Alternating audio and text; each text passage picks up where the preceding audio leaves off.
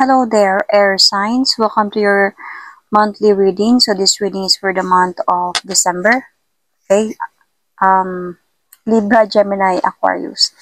So, or Gemini, Libra, Aquarius. So, air signs. Hindi lahat ng air signs maka-resonate sa reading na to. So, takes what resonates and leave the rest. Cross-watchers, pwedeng kayo to at hindi sila air signs. Okay? So, put yourself in a situation kung saan kayo naka-resonate. So, anyway,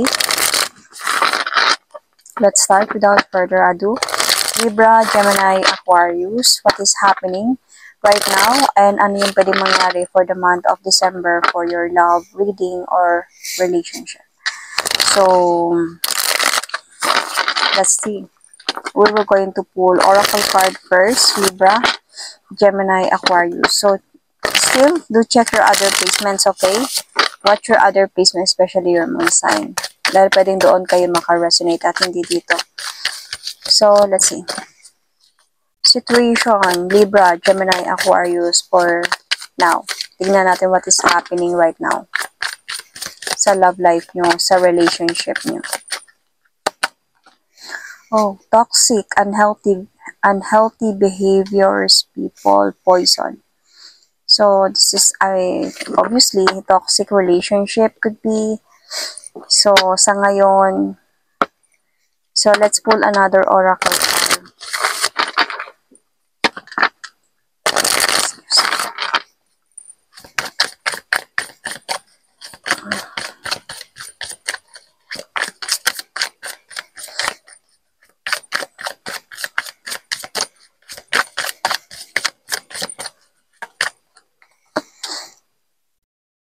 Okay, so divine timing, believe in right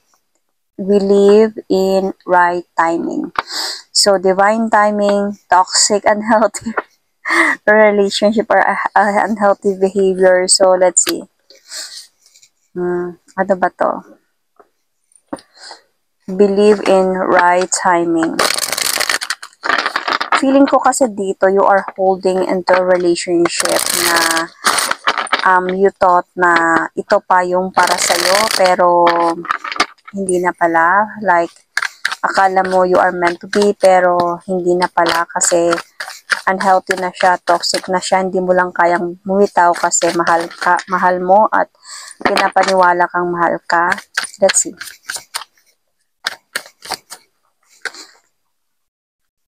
Open yourself to love. Okay, it is safe for you to let your heart be seen. Don't be scared. So, sinasabi nga dito, divine timing, believe in right timing kasi baka meron talagang para sa'yo and hindi itong relasyon na meron ka ngayon. Kung saan nagtitiis ka kasi might be feeling ko hindi na okay yung relationship mo ngayon and then nagtitiis ka kasi mahal mo dahil akala mo siguro matagal na kayo, madami na kayong pinagdaanan tapos mahal mo tas akala mo okay pa to, ito pa to kasi sa matagal na kayo. So, pero tignan muna natin sa tarot card kung ito na ba talaga yun.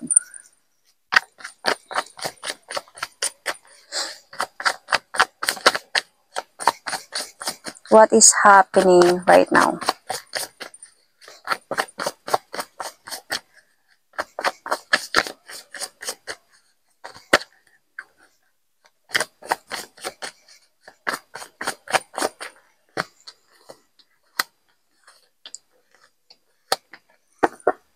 Okay.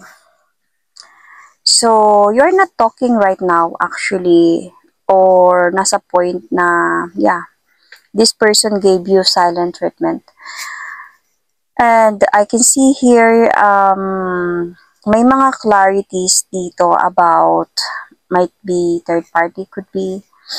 And itong person na to, sabi ko nga kanina, 'di ba? Nagpaparamdam pa din siya sa'yo, nag-show pa din siya sa'yo ng pagmamahal. Nandyan pa din siya, nag-o-offer pa din siya sa'yo ng new beginning. Tapos, minsan nawawala siya. So, may parang on and off yung connection ninyo ng person na to. Ramdam mo na, I don't know if alam mo na or ramdam mo na may clarity na sa'yo about third party. Might be this person is trapped in a situation. Hindi niya alam kung kanino siya mag-offer ng new beginning or what. So, na-end yung cycle ninyong dalawa na to. And, I think umaasa ka dito na magkaayos pa kayo dahil umaasa ka dito na mahal ka talaga ng person na to. Nakikita ko dito nga, dahil nga toxic, unhealthy behaviors, people, is nalalason, di ba poison? Nalalason ka ng pagmamahal ng taong ito. Kumbaga, naniniwala ka sa pagmamahal niya na hindi mo alam na, kumbaga, minamanipulate ka na ng taong ito para maniwala ka na kayo talaga para sa isa't isa. Kaya umaasa ka kahit minsan hindi ka niya kinakausap, that this person is giving you silent treatment. Alam mo na, may naririnig ka na, may nalalaman ka na, nag-i-stay ka pa din. Yun talaga yung nakita ko. Ito talaga yung nakita ko nung una pa lang, di pa ako nag-drop ng cards. Kasi naiipit na siya dito between you and another person. Meaning there is someone involved here, and dahil mahal mo siya talaga, nagtitiis ka. Because might be this person shows you na magkakaroon kayo ng future together, na ikaw pa din yung gusto niya makasama. Might be you become very generous to this person. Tinutulungan mo siya, sinusupport mo siya. And kahit sabihin natin na sa totoo lang, hindi mo na na-appreciate to. Minsan meron ka ng feeling of wanted to walk away, pero hindi mo nagagawa to dahil nga itong person na to is like nagpapakita pa din siya sa'yo na meron pa kayong future together. Kung mag-aayaw ka niyang bitawan, sinasabi niyang mahal ka niya. So, kaya sinasabi dito na parang, open yourself to love. It is safe for you to let your heart be seen. Don't be scared. So, baka meron kang Pisces sa chart mo, may Pisces dito. You might be dealing with Cancer, Scorpio, Pisces, or Virgo sign, or Aries, Sagittarius, Leo, or Libra, Gemini, Aquarius, or this might be you, or you might be feeling the same. Capricorn, I can see also Taurus here. Leo is here as well. So, let's see ano yung pwede mangyari this month of December. So, let's see. Let's pull an oracle card.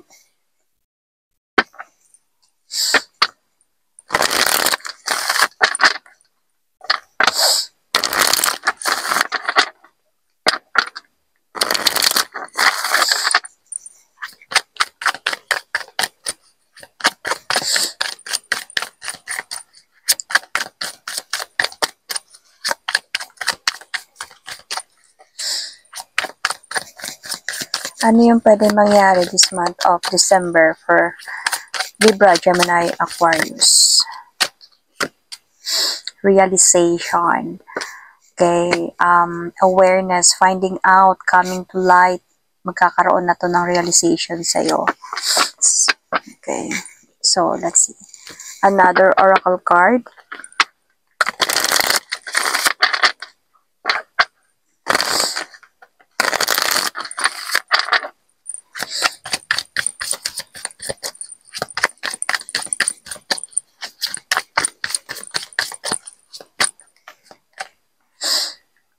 Addiction, unhealthy attachment.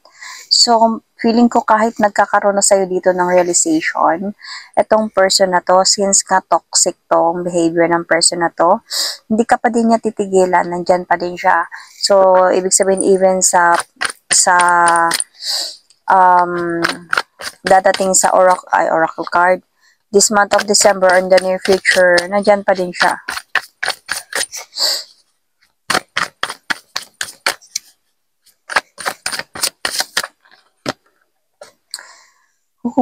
May nakakuha na nito. Nothing has gone wrong. Trust the process. This connection is divine time.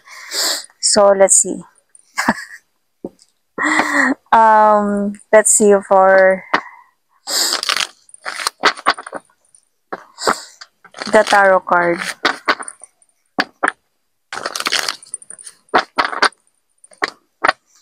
Nakakaloka naman tong isang oracle card na to.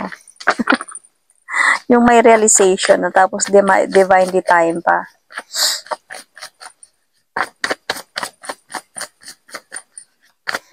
What will happen this month of December or in the near future for Libra, Gemini, Aquarius, Spirit guides, please? Anong pwedeng mangyari?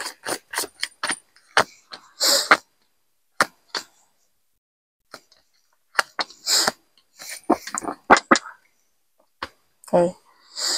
So, sabi na dito may realization. Magkakaroon sa'yo dito ng realization sa mga pagkakamali na ginagawa niya sa'yo. And feeling ko magkakaroon sa inyo dito ng confrontation, clarity, as nandito, finding out, coming to light. Clarity talaga about what happened. Okay, might be about third party, about, kumbaga, meron ka ng pakiramdam dito, baka this month of December or the near future is more na meron ka ng evidence talaga dito na kita mo na talaga. Pero itong person nga, sabi nga dito, addiction, unhealthy attachment, is bumabalik at bumabalik pa din talaga to siya sa'yo. Nag-o-offer talaga siya sa'yo ng new beginning talaga dito. Kumbaga, naglalakas loob siya na ayusin yung mga sa inyo. Bakit? Kasi ikaw lang nagtitiis sa kanya eh. Ikaw lang yung nandyan para sa kanya. Ikaw lang yung tumutulong sa kanya. Ikaw lang yung nakakaintindi sa kanya. Kaya ikaw lang yung balik-balikan niya. Wala nang iba. Kasi ito talaga yung nakita ko. Kahit ganito yung mga ginagawa niya, ikaw yung nakakaintindi. And nung nagkaroon na ka ng realization dito, nagkaroon na sa inyo ng confrontation, nag-away na kayo, and feeling ko you wanted to give up na siguro din dito. So, dumating sa point na gusto niya nang ayusin yung buhay niya. Gusto niya nang ayusin yung sa inyo. Feeling ko, gagawin niya to when the time you give up. Kasi mamimiss ka niya. Ibig sabihin, you cut off this. So, kasi mamimiss ka nito, and through this, parang dito niya na ma-realize na mali yung mga ginagawa ko. Kakakausapin ko ulit si Libra, Gemini, Aquarius ba, na ayusin na namin to, kasi mali yung mga ginagawa ko. Kasi dadating talaga sa point na hindi kayo mag-uusap. Feeling ko kasi dito, Libra, Gemini, Aquarius, mapupuno ka. Kumbaga, especially Libra could be judgment card. This is your card, Libra. Makakapagsalita ka ng masakit talaga dito. Of course, pag si Libra magsalita ng masakit, pawang katotohanan lang yun. Kasi inipon niya yun sa utak niya, sa puso niya, at nilabas niya yun nung hindi niya nakaya. Ganon si Libra eh. Pag you are a Libra, I am a Libra. So, nandito lang yan, pumapasok lang yung lahat sa utak, sa puso. Tinitiis lang, kinakaya. Kasi ayaw namin may masaktan kami at ayaw ng mga Libra na may masasaktan sa mga sasabihin namin. So, tinitimbre lang namin yung sitwasyon. Pero pag punong-puno na at parang disrespectful na talaga para sa amin, na-voice out na namin kung ano man yung mga gusto namin sabihin na matagal na namin kinikimkim. So, mas masakit yun kasi meron na yung emotion at may katotohanan doon. So, ganun yung nangyari sa Libra. You judge this person talaga. Like, masakit, harsh talaga yung nasabi mo dito. Hanggang sa hindi na kayo nag-usap talaga dito kasi nagkaroon kayo dito ng away. So, nung time na yun, na-realize niya, nung naghiwalay ata kayo dito ng dalawa, or maghihiwalay kasi future pa naman to. Dito niya na-realize yung pagkakamali niya, hindi siya naging masaya, at dito niya na dahan-dahan na inaayos yung buhay niya. Kaya siguro sinasabi dito na nothing has gone wrong. You know, if you, siguro nangyari talaga to, mga to, okay, na nangyari to sa inyo, pinadama niya to sa'yo, and then, dahil sa sobra mo siya mahal, pinagbigyan mo siya. So, until sa the near future or this December is meron ng realization sa'yo. So, nagkakaroon na sa'yo ng realization. And nandyan pa din yung, dahil hindi pa din natanggal yung unhealthy behavior ng person na to. And, parang meron na sa'yong awakening na, wait lang, hindi na to tama. At nag-away na kayo, yun na. So sabi ko sa inyo kanina na nalabas mo na yung sama ng loob mo. And then, naghiwalay kayo. Or iniwan mo siya. That time, nung hindi na kayo nag-usap, doon niya na-realize yung pagkakamali niya. Yung kawalan niya, nung nawala na siya. Nung kawalan mo pala. Nung nahirapan siya, nawala ka. So, this can be happen in the near future pa. Okay? So, kaya sinasabi dito sa nothing has gone wrong because of like trust the process. This connection is divinely timed. So siguro might be you are twin flame connection, or you might be someone who sent from the universe na bibigyan ng lesson itong person na to. Baka ikaw yung tao na magpaparealize sa kanya ng pagkakamali niya. Kasi sa totoo lang, nakita ko naman dito, inaayos niya yung buhay niya. Nung hindi talaga siya naging masaya nung nawala ka. So, inayos niya talaga yung buhay niya dito. Nag-focus siya sa trabaho niya. Dahil nga gusto kanyang kunin balik. Gusto niyang maayos kayo ulit. So, ini-check ka niya, ini-stalk ka niya, and inaayos yung buhay niya. Parang ganun. Kasi alam niyang babalik at babalik siya sa'yo. Pero siguro babalik siya sa'yo nang maayos na siya. You know, maayos na siya. Kasi alam niya naman yung pagkakamali niya eh, yung paloloko niya.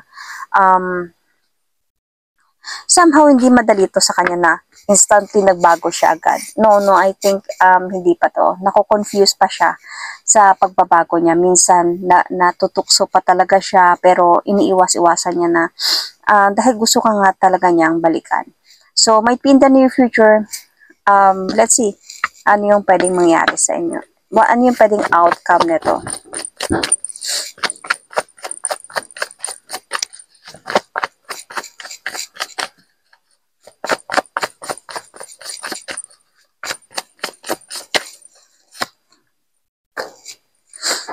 So, I can see here na magmo-move on ka talaga dito. You will rebuild yourself dito, air signs, dahil you are going to end the cycle talaga.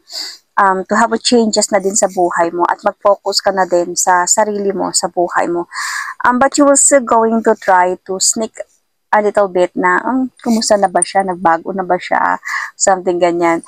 Kasi mamimiss mo naman kasi siya. Mamimiss mo siya at mamimiss niyo yung isa't isa.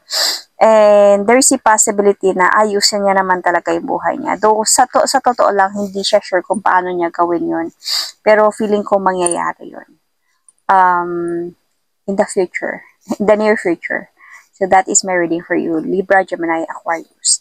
So you might be dealing here with Capricorn in your chart. You might be dealing with Capricorn. I can see Libra, Taurus. Okay, you might have Taurus in your chart. I can see Pisces sign, or you might have Pisces in your chart. Check your placement, guys. So Leo, as I said, Capricorn, Virgo, Taurus. Sagittarius is your Gemini. So might be this is you, could be. Virgo is here. And might be dealing with Libra, or this is might you, Libra. So, Sun, Moon, Rising, Venus. Sa totoo lang, Libra, nakita ko talaga dito na nung time talaga na hindi mo na siya kinakausap, dito niya na-realize yung pagkakamali niya. Kasi parang nasanay siya na pinapatawad mo siya. Nasanay siya na palaging nandyan ka. And nung one time na umalis ka na talaga at nasabi mo na kung anong dapat mo sabihin, siguro nalagay niya sa isipan niya yon. And nobody's perfect naman. Can somehow, some people can change. As actually ako, I believe that people can change, but not hindi lahat. You know, naniniwala din ako na nagbabago yung tao, pero alam ko din na hindi lahat nagbabago. Pero dito sa ano na to, sa connection na to, nakadepende yung sa inyo, Libra, nakadepende sa iyo yung desisyon na kung babalikan mo siya o hindi na. Kasi feeling ko, nandito ka sa point na din ng rebuilding yourself, focusing on yourself, loving yourself, taking care of yourself na din, self-love more. Pero namimiss mo siya. So, nakadepende sa iyo yung desisyon na to. If you trust the process, if you trust the universe na this is really a divine time, might be one day, magtatagpo at magtatagpo kayo sa tamang panahon na okay na siya, na ready na siya at mapuprove niya na sa'yo yung pagbabago niya.